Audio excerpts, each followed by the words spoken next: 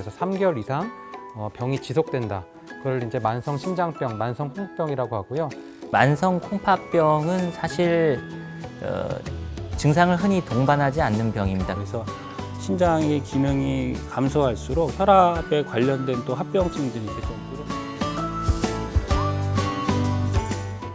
예, 안녕하세요. 저는 원주 세브란스 기독병원 신장내과에 근무하는 김재석이라고 합니다. 안녕하세요. 저는 원주 세브란스 기독병원 신장내과 양재원이라고 합니다. 네, 안녕하세요. 저는 원주 세브란스 신장내과 막내 스텝 이준영이라고 합니다. 예, 오늘 원의 톡톡 만성 콩팥병에 관해서 전문가, 저를 포함해서 전문가 세 분을 모시고 얘기를 나누려고 합니다. 우선은 저희 과에서 제일 바쁘죠. 예, 너무 바빠서 요즘은 뭐 얼굴도 보기 힘든 우리 이준영 교수 요즘 어떻게 지내시나요? 네, 요번에 저는 이제 신장 이식을 담당하고 있는데 어저께 이제 뇌사자가 발생을 해서 뇌사자 선정 작업을 지금 진행했고 오늘 최종적으로 어떤 한 분이 이제 결정하게 돼서 이제 수술 준비를 하는 일을 지금 하고 있었습니다. 이준영 교수님은 뭐 사실 얘기하자면은 저희 과에서 일도 제일 많이 하고 그리고 환자들한테 제일 인기가 좋은 이제 교수에 해당합니다. 그리고 무엇보다 제가 정신적으로 존경하고 의지하는 우리 양지영 교수님 요즘 근황은 어떠신지 예, 좀 물어보고 싶습니다. 정신적으로 뭐 존경하고 이런 거는 잘 모르겠는데요. 네. 사실 이제 저는 저희 과 내에서는 이제 좀 가운데를 지나온 그런 정도의 중간 이상의 이제 나이가 됐습니다. 그래서 어떻게 보면은 이제 뭐 강의라든가 다른 것들도 많이 하는데요. 요번에 이제 유튜브 찍기 위해서 그런 생각을 해봤습니다. 운동이라든가 식이요법 이런 것들을 강의하려고 하는데 내가 잘하고 있는가? 나는 지금 어떤 상태인가? 이런 생각을 좀 했습니다. 그래서 사실 이제 몇 달 전부터 나왔기 때문에 이 촬영 얘기에 맞춰서 어떻게든 좀 살을 빼보겠다라고 했으나 날짜가 돼버렸습니다 오늘. 그래서 실패한 걸로 이제 환자분들한테 죄송한 마음이고요. 저도 못하면서 그렇게 열심히 하시라고 말한 것에 대해서 죄송한 마음입니다.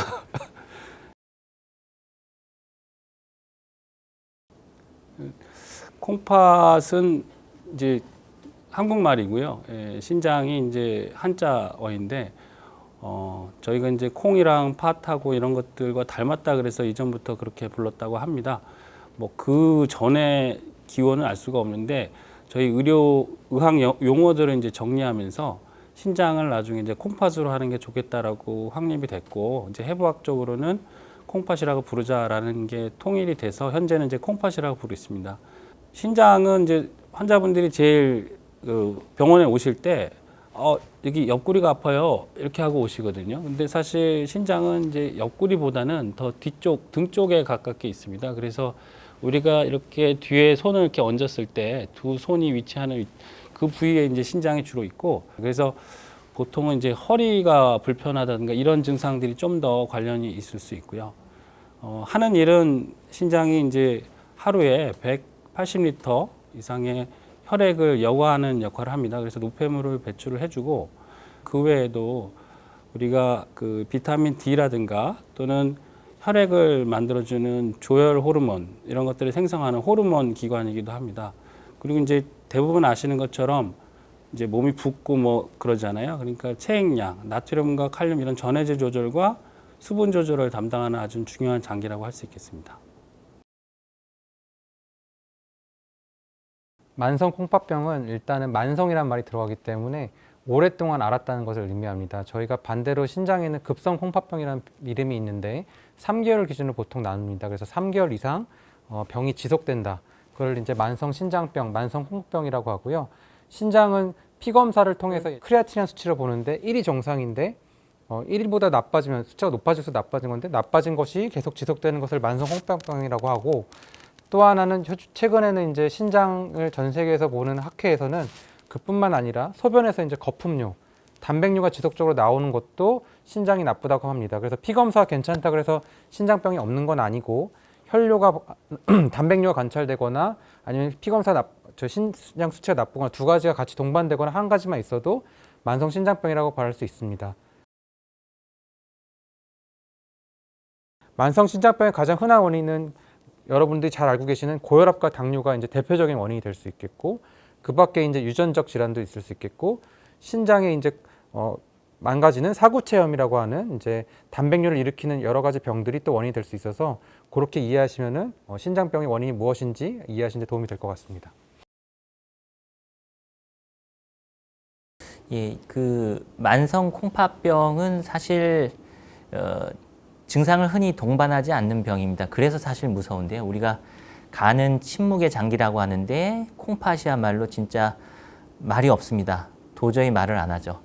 물론 콩팥이 어느 정도 나빠지게 되면은 참고할 수 있는 증상은 있습니다. 몸이 이유 없이 붓는다든지 소변에 거품이 많이 일면서 단백뇨가 나온다는 그런 소견을 보인다든지 이런 징후를 보일 때는 콩팥 질환을 의심해 볼 수 있지만 기본적으로 만성 콩팥병은 소리 없는 장기, 즉 나빠질 대로 나빠질 때까지 특별하게 많은 증상을 아주 뚜렷할 만한 증상을 동반하지 않기 때문에 결국 이 콩팥 질환을 자기가 가지고 있는지 알기 위해서는 정기적으로 건강검진, 특히 소변검사를 통해서 단백뇨, 혈뇨와 같은 소변검사 이상이 나도 모르게 지속되고 있는지 그거를 꼭 확인하는 게 중요하고, 만약 소변검사 이상이 있다면은 아무리 자기가 증상이 없고 신장 기능이 괜찮다 하더라도 꼭 신장 전문의한테 진찰을 받고 주기적으로 콩팥 건강을 확인하는 것이 매우 중요하겠습니다.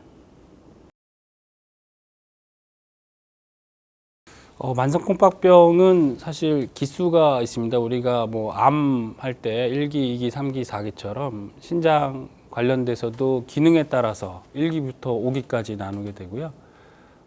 보통 얘기하는 진행한 만성 콩팥병은 3기 이상을 얘기하는 겁니다. 그래서 1기, 2기는 치료적으로도 그렇고 환자가 느끼는 것도 없고 뭐 특별하게 그 모니터링만 할 뿐이고 어떤 개입을 하기에는 좀 아직까지는 안전한 상태라고 보시면 되고요.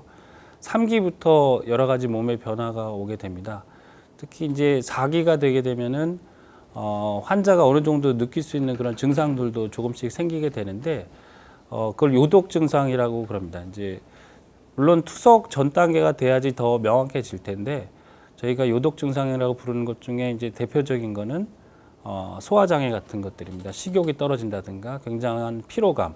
그래서 일상을 지내고 있는데 예전 같지 않게 굉장히 빨리 피로해지거나 이럴 때 그럴 수 있고요. 또 2차적인 변화일 수 있는데 환자가 이제 혈압이 만약에 있다 그러면 혈압이 굉장히 그때 올라가게 됩니다. 그래서 신장의 기능이 감소할수록 혈압에 관련된 또 합병증들이 계속 늘어나는 걸로 되어 있습니다. 아시는 것처럼 심혈관계 질환이라든가 그러니까 뇌졸중 이런 것들도 점점 그때부터 위험성이 올라가게 되고요. 4기가 되면은 이제 투석 전 단계라고 하는데 그때부터는 환자의 몸 상태는 굉장히 급격히 나빠질 가능성이 있습니다. 환자는 굉장히 그 식단 조절에 압박을 느끼게 되는 그런 상태에 오히려 이제 살이 막 빠진다든가 영양 상태가 안 좋아지면서 소화기 장애, 그러니까 구역 구토 같은 것들이 나타날 수 있습니다.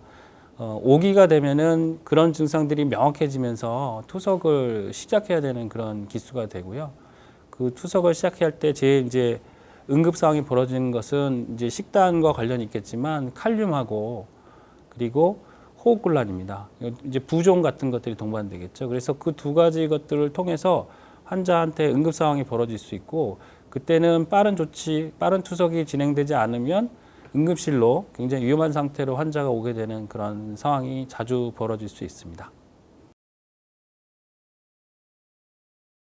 항암제는 많이 개발이 돼서 암 환자들의 생존율은 많이 증가하고 있는데 투석하는 방법의 발전 속도는 다른 질환에 비해서 아직 발전 속도가 그만큼 따라오질 못해서 현재는 폐암이나 일반 암보다 5년 생존율이 떨어지고 있는 상태입니다. 모든 사람이 받을 수는 없지만 말기 신부전 환자에게 있어서 신장 이식은 이제 5년 생존율이 90% 이상이라고 우리나라 치료를 의학이 세계에서 되게 잘하는 걸로 많이 알고 있는데 지금 현재 신장 이식의 치료 성적은 매우 좋은 상태이고요.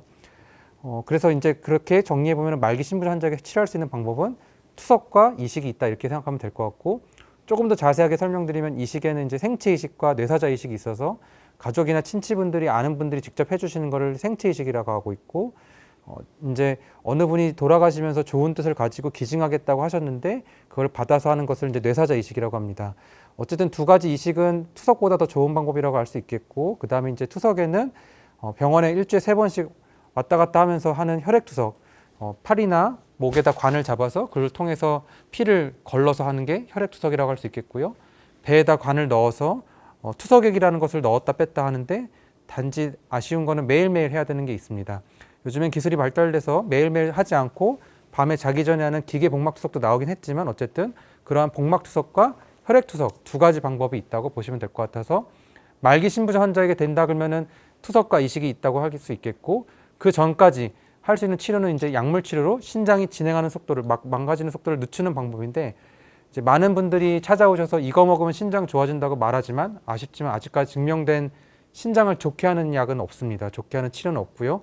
그래서 그거를 저희가 하는 거는 나빠지는 속도를 최대한 늦춰지게 하는 거지 그걸 좋게 할 수는 없기 때문에 그렇게 신장병에 대한 치료가 있다 이해하시면 될 것 같습니다.